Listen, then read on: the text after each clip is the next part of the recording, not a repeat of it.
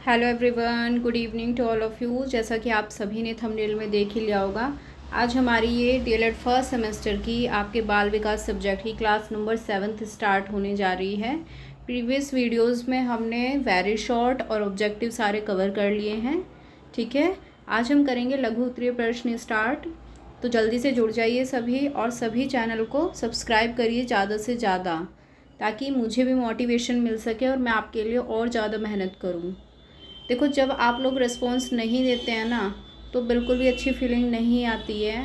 और तब आप लोग अच्छा रिस्पॉन्स करते हैं तो हमारे अंदर भी मोटिवेशन रहती है कि आपके लिए बहुत ज़्यादा मेहनत की जाए और आपकी ज़्यादा से ज़्यादा हेल्प की जाए। और मैं तो आपके लिए पूरे दिन भर में जब भी मुझे टाइम मिलता है, जितना भी मुझे टाइम मिलता है, आपके लिए मैं 3 से 4 वीडियो, इतनी वीडियो रिकॉर्ड करना कोई मजाक तो होता नहीं है। फिर भी आप लोग सपोर्ट नहीं करते हैं तो बिल्कुल अच्छा नहीं लगता भाई। ज़्यादा से ज़्यादा सपोर्ट कीजिए।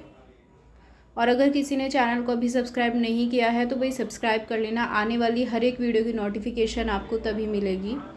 चलिए फिर आज की क्लास को हम कर लेते हैं स्टार्ट। सबसे पहला क्वेश्चन है आपका, स्मृति को प्रभावित करने वाले कारक कौन कौन हैं।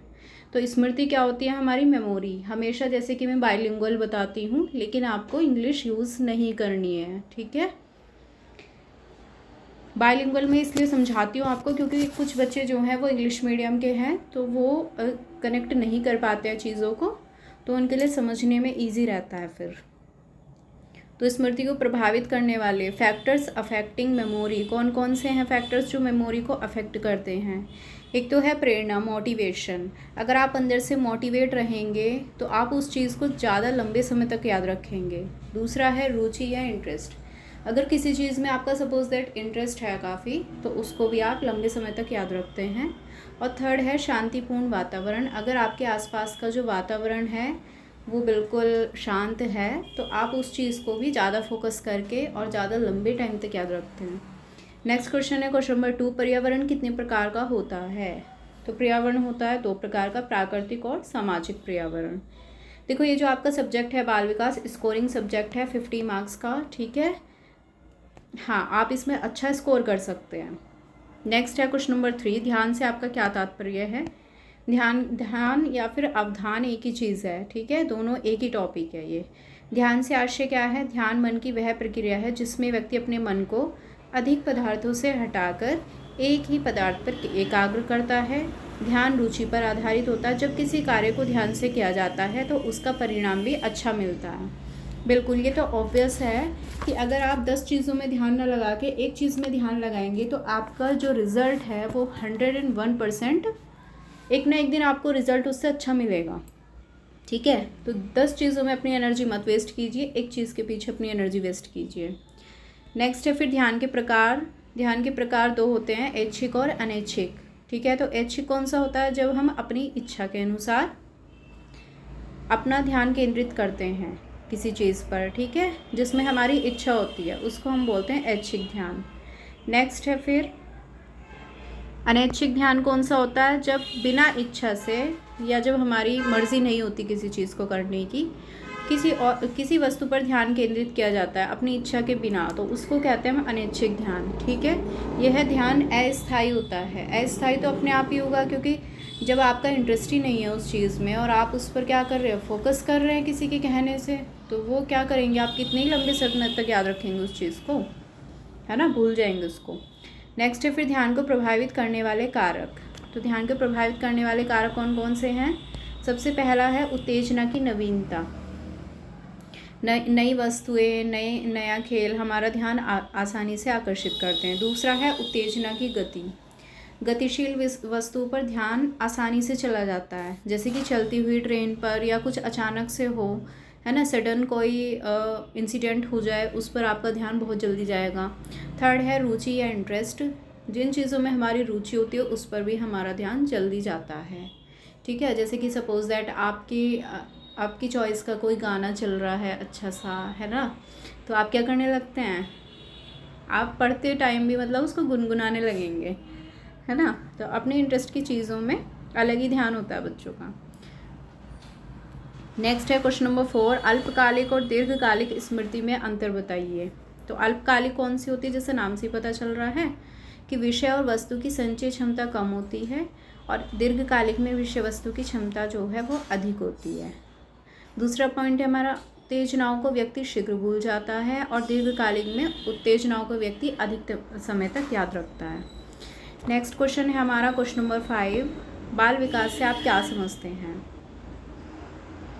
Wait a second. तो बाल विकास जो है वो 2 शब्दों के योग से बना है, बाल और विकास। बाल का अर्थ होता है बाल्यावस्था से, और बाल्यावस्था आपकी कब की होती है? 12 वर्ष तक, ठीक है। 6 से 12 साल तक होती है बाल्यावस्था तक के बच्चों की दूसरी अवस्था है। किंतु बाल विकास से आशय होता है गर्भावस्था से लेकर युवावस्था तक, ठीक है। बाल विकास से मतलब बालकों का विकास। विकास का अर्थ ऐसी प्रक्रिया है जिसका प्रारंभ गर्भावस्था से होता है और ये जीवन पर्यंत किसी न किसी रूप में चलता रहता है। विकास प्राणी में पाई जाने वाली उस स्वाभाविक प्रक्रिया को कहते हैं जिसमें प्राणी गर्भावस्था से लेकर वृद्धावस्था तक, कहाँ से? गर्भावस्था से, वोम टू टूम भी बोला जाता है इसको, अपने क्रमिक शारीरिक और मानसिक परिवर्तनों से गुजरता है। तो बाल विकास में क्या होता है? आपके शारीरिक और मानसिक परिवर्तन होते हैं, ठीक है। अतः बाल विकास मनोविज्ञान की वह शाखा है जिसके अंतर्गत विकासात्मक दृष्टिकोण अपनाते हुए गर्भावस्था से लेकर युवावस्था तक के मानव के व्यवहार अर्थात शारीरिक और मानसिक क्रियाओं में होने वाले क्रमिक परिवर्तन जो व्यक्तिगत होते हैं, व्यक्तिगत मतलब हर व्यक्ति में होते हैं, उनको स्वरूप, समय तथा कारणों एवं उनमें अंतर्निहित प्रक्रियाओं का वैज्ञानिक अध्ययन किया जाता है। अब हर लोग ने देखो डेफिनेशन क्या दी है बाल विकास के बारे में, कि आज बाल विकास में मुख्य रूप से बालक के रूप, व्यवहार, रुचियों और लक्ष्यों में होने वाले उन विशिष्ट परिवर्तनों की खोज पर बल दिया जा रहा है जो उसकी एक विकासात्मक अवस्था से दूसरी विकासात्मक अवस्था में पदार्पण करते समय होते हैं। इसके अतिरिक्त बाल विकास यह खोजने का भी प्रयास करता है कि ये परिवर्तन कब प्राप्त होते हैं, इसके लिए कौन कौन से कारण उत्तरदायी हैं, और ये व्यक्तिक है या फिर सार्वभौमिक है, ठीक है। नेक्स्ट क्वेश्चन है आपका, अवधान या ध्यान की किन्हीं 4 विशेषताओं को आपको बताना है।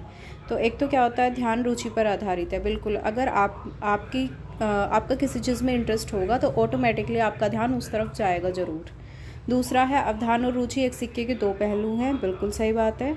नेक्स्ट है फिर, अवधान ऐच्छिक और अनैच्छिक दोनों हो सकता है। व्यक्ति का जो विकास होता है वो वंशानुक्रम इनटू वातावरण होता है, बिल्कुल हेरिडिटी इनटू एनवायरनमेंट होता है, जो हमारा डेवलपमेंट होता है। नेक्स्ट और 4th पॉइंट है कि अवधान जो है वो व्यक्ति का सर्वांगीण विकास करता है, ठीक है। नेक्स्ट है क्वेश्चन नंबर 7, कुसमायोजन से आप क्या समझते हैं? तो कुसमायोजन का तात्पर्य समायोजन में असंतुलन आ जाना है। कुसमायोजन मतलब, समायोजन तो होता है एडजस्टमेंट, और जब हम एडजस्टमेंट नहीं कर पाते हैं तो उसको बोलते हैं कुसमायोजन।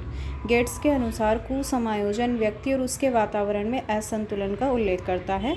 कुसमायोजन से संबंधित व्यक्ति कुसमायोजित व्यक्ति कहलाता है।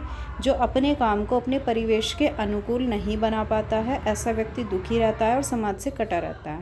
बिल्कुल सही बात है। सपोज़ दैट आप पर कोई आपत्ति आई तो आप उस चीज़ से परेशान हो गए काफ़ी, है ना। तो माइंड भी आपका डिस्टर्ब होगा, फिज़िकली भी क्या होंगे, आप थोड़े से इम्बैलेंस हो जाएंगे, और आप जो है चिड़चिड़ा मूड आपका हो जाता है ऑटोमेटिकली, और आप दूसरों पर चिल्लाना शुरू कर देते हैं, है ना, बजाय उस परिस्थिति में ढलने के। तो ऐसी चीज़ें क्या क्रिएट करती हैं, ऐसा व्यक्ति दुखी रहता है और समाज से कटा कटा रहने लगता है ना। नेक्स्ट क्वेश्चन है आपका क्वेश्चन नंबर 8, व्यक्तिक विभिन्नता या फिर इंडिविजुअल डिफरेंसेस क्या होते हैं आपको बताना है, ठीक है, और उसके महत्व और प्रकार भी बताने हैं आपको इंडिविजुअल डिफरेंसेस के। अब देखो बेसिकली क्या होता है, व्यक्तिगत विभिन्नता का अर्थ देखा जाता है कि 2 व्यक्ति एक जैसी समानता रखते हुए भी उनके व्यवहार और रहन सहन में काफ़ी अंतर होता है ना, काफ़ी विभिन्नताएं होती है। देखो कैसे, अगर कोई ट्विन्स होंगे जो कि एक जैसे दिखते हैं लेकिन फिर भी उनके रहन सहन में, उनके इंटरेस्ट में, उनके व्यवहार में काफ़ी अंतर पाया जाता है, और इसी को हम क्या बोलते हैं, व्यक्तिक विभिन्नताएं, ठीक है। व्यक्तिक विभिन्नता का अर्थ और परिभाषा क्या है कि दो व्यक्तियों में शारीरिक, मानसिक और संवेगात्मक रूप से होने वाला भेद ही व्यक्तिक विभिन्नता कहलाता है। स्किनर ने डेफिनेशन दी है कि मापन किए जाने वाला व्यक्तित्व का प्रत्येक पक्ष जिसका हम मापन कर सकते हैं, है ना, जिसका मेजरमेंट कर सकते हैं, उसको हम बोलते हैं व्यक्तिक विभिन्नता। अब इसका महत्व क्या है, इसकी इम्पोर्टेंस क्या है? व्यक्तिक विभिन्नताओं को आधार मानकर हम वर्गीकरण कर सकते हैं और अंतर स्पष्ट कर सकते हैं कि जो पर्टिकुलर पर्सन है उसके इंटरेस्ट क्या है, उसकी कैपेबिलिटीज़ क्या हैं, ठीक है। नेक्स्ट है फिर शिक्षा मनोविज्ञान में व्यक्तिक विभिन्नताओं के माध्यम से हम यह जान सकते हैं कि किसी व्यक्ति के सीखने और कार्य करने की योग्यता कितनी है और कैसी है। बिल्कुल, जब हमें उन पर्सन्स ये कह दो कि किसी भी व्यक्ति के बारे में ये पता होगा कि उस व्यक्ति का इंटरेस्ट किस चीज़ में है, उसकी कैपेबिलिटीज़ क्या हैं, तभी हम जो है उसके कार्य करने की शक्ति को पहचान सकते हैं कि वो जो बच्चा है वो कैसी परफॉर्मेंस दे सकता है। ठीक है भाई, क्लियर है? अगर आपको कोई क्वेरी है तो आप मुझसे कमेंट बॉक्स में पूछ सकते हैं कमेंट करके। चलिए फिर नेक्स्ट देखते हैं व्यक्तिगत विभिन्नताओं के प्रकार। ठीक है, इसके टाइप्स क्या हैं व्यक्तिगत विभिन्नताओं के। एक तो बुद्धि में भिन्नता हो सकती है, दूसरा शारीरिक भिन्नता हो सकती है। बुद्धि में कैसे? एक ही कक्षा में अध्ययन करने वाले छात्रों में कुछ सामान्य बुद्धि के होते हैं, कुछ श्रेष्ठ बुद्धि के होते हैं, कुछ अति श्रेष्ठ के होते हैं और कुछ मंद बुद्धि बच्चे होते हैं, है ना। इस प्रकार हम विद्यालयों में विभिन्नताओं को देख सकते हैं। दूसरा पॉइंट क्या है? शारीरिक विभिन्नता। विभिन्नताएँ विभिन्न प्रकार की होती है, जैसे कि शरीर की सुंदर सुडौल संरचना, स्वास्थ्य से व्यक्ति प्रभावशाली हो जाता है। कुछ बच्चे मोटे होते हैं, कुछ पतले होते हैं, कुछ लंबे होते हैं, कुछ छोटे होते हैं, कुछ मोटे होते हैं, है ना। अपने आसपास भी आप ये सारे डिफरेंसेस जो इंडिविजुअल डिफरेंसेस हैं देख सकते हैं। नेक्स्ट है हमारा क्वेश्चन नंबर 9, रुचि क्या होती है और रुचि या इंटरेस्ट और कितने प्रकार के होते हैं ये। तो रुचि क्या होती है? रुचि का अर्थ होता है प्रेरक शक्ति से किसी भी वस्तु की ओर ध्यान देने के लिए हमारी उसमें रुचि होना बहुत ज़रूरी है। जब किसी कार्य में हमारी रुचि होती है तो वह कार्य अच्छा होता है। क्रो ने अपनी डेफिनेशन दी है कि रुचि वह प्रेरक शक्ति है जो हमें किसी व्यक्ति, वस्तु और क्रिया के प्रति ध्यान देने के लिए प्रेरित करती है। रुचि के प्रकार, टाइप्स ऑफ इंटरेस्ट होते हैं, 2 होते हैं। जन्मजात रुचि होती है, ठीक है, बाय बर्थ, और दूसरी होती है अर्जित, जिसको हम अर्जन करते हैं या कमाते हैं अपने आप से, ठीक है। Acquired interest. तो जन्मजात कौन सी होती है? जैसे कि खाने पीने में रुचि है आपकी, या फिर धन संचय करने में रुचि है, ठीक है। किसी बच्चे की म्यूज़िक में इंटरेस्ट होता है, किसी को क्रिकेट में इंटरेस्ट होता है। नेक्स्ट है फिर अर्जित रुचि। अर्जित क्या है? गाने या अभिनय में रुचि, ठीक है। जैसे कि आप एनवायरनमेंट में कोई चीज़ देख के उसके प्रति आकर्षित होते हैं, तो ये होती है एक्वायर्ड रुचि। नेक्स्ट है क्वेश्चन नंबर 10, रुचि को प्रभावित करने वाले कारक बताइए। इंटरेस्ट को क्या चीज़ आपकी अफेक्ट कर सकती है? एक तो परिवार की आर्थिक दशा, जैसे कि मान लो आपका जो इंटरेस्ट है वो डॉक्टरी लाइन में है, ठीक है, और आप फाइनेंशियली थोड़े से स्ट्रॉन्ग नहीं हैं, तो क्या होगा? बच्चा चाहते हुए भी ना उस लाइन से मतलब क्या होगा? मतलब वंचित रह जाएगा, नहीं जा पाएगा उसमें। दूसरा क्या है? अभिभावकों का अनुचित व्यवहार। कभी कभी गार्जियंस भी क्या करते हैं, अपनी मर्जियाँ थोपते हैं बच्चों पर कि नहीं, मैं चाहता हूँ आपको डॉक्टर बनाना, या मैं चाहता हूँ आपको टीचर बनाना, ठीक है। कभी कभी मम्मी पापा लोग भी जो हैं बच्चों का इंटरेस्ट नहीं पहचानते हैं। नेक्स्ट पॉइंट है फिर ध्यान केंद्रित ना होना, फोकस ना होना किसी चीज़ पर। नेक्स्ट है विद्यालय का कठोर वातावरण। बिल्कुल, देखो कभी कोई टीचर ना इतना बदतमीज़ होता है, मतलब देखो इतना, ये तो नहीं कहना चाहूँगी कि मैं सभी होते हैं ऐसे, लेकिन कोई टीचर होते हैं, मैंने देखा है ऑलमोस्ट जो हमारे गवर्नमेंट स्कूल्स होते हैं कि बच्चों से इतनी बदतमीज़ी से बात करते हैं ना जिसका कोई जवाब नहीं है। एक बात बताइए, आप भावी पीढ़ी को पढ़ाने जा रहे हैं, आप उनको कुछ सिखाने जा रहे हैं, आप क्या उदाहरण पेश करेंगे? तब आप लोग ही खुद ही ऐसे होंगे, राइट। तब आप लोग अच्छा बिहेव नहीं करेंगे। अगर हमें किसी से अच्छा बिहेव कराना है तो पहले तो आपको खुद ऐसा होना पड़ेगा ना। अब आप चाहते हैं कि बच्चे आपको जो है वैल्यू करें, आपको बहुत ज़्यादा इज्जत दें, तो क्या वो आपको इज्जत देंगे? तब आप उनसे तू तड़ाक से बात करोगे? नहीं, बिल्कुल नहीं, ठीक है। नेक्स्ट पॉइंट है हमारा नीरस और कठिन पाठ्यक्रम।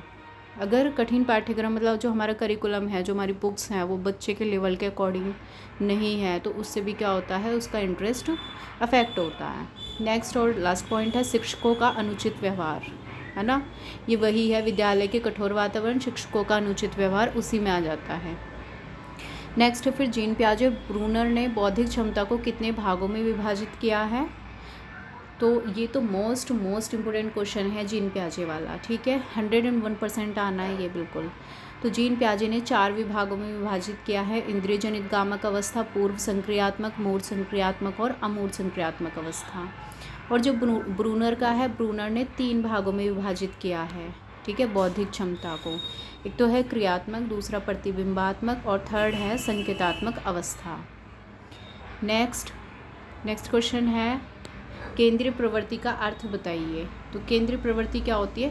केंद्रीय प्रवृत्ति का आशय प्रदत्तों की जटिलता को कम करने के लिए और उन्हें तुलना योग्य बनाने के लिए आवश्यक है कि उन तथ्यों को एक अंक में कम करके तुलना की जाती है, ठीक है। सेंट्रल टेंडेंसी अगर किसी बच्चे ने ये टॉपिक पढ़ा है तो उसको ईजिली समझ आ जाएगा बिल्कुल, ठीक है। थोड़ा सा कैलकुलेटिव है ये।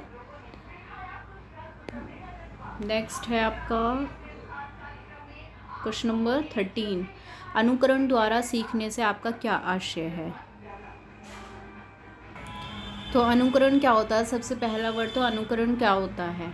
इमिटेट करना किसी को, ठीक है, उसकी नकल करना। तो सीखने की प्रक्रिया में अनुकरण का महत्वपूर्ण स्थान है। विद्यालय में छात्र अपने शिक्षकों का अनुकरण करते हैं, बिल्कुल। छोटे छोटे जो बच्चे होते हैं, देखे होंगे आपने, क्या करते हैं, वो अपने टीचर को ही अपना रोल मॉडल मानते हैं। और अनुकरण से तात्पर्य है दूसरे की नकल करके सीखना। तो मैकडूगल ने इसकी डेफिनेशन दी है कि एक व्यक्ति द्वारा दूसरे की क्रियाओं या शारीरिक गतिविधियों की नकल करने को ही हम क्या कहते हैं? अनुकरण, या फिर उसको कॉपी करना कहते हैं, ठीक है। चलिए फिर आज यहीं तक रखते हैं, क्वेश्चन नंबर 13 तक। बाकी के नेक्स्ट 14 क्वेश्चन से हम स्टार्ट करेंगे नेक्स्ट क्लास में। तब तक के लिए भाई सीरीज़ में बने रहना, ठीक है। राजन की सीरीज़ आपकी चल रही है, आपके लिए काफ़ी इम्पोर्टेंट सेशन चल रहा है ये।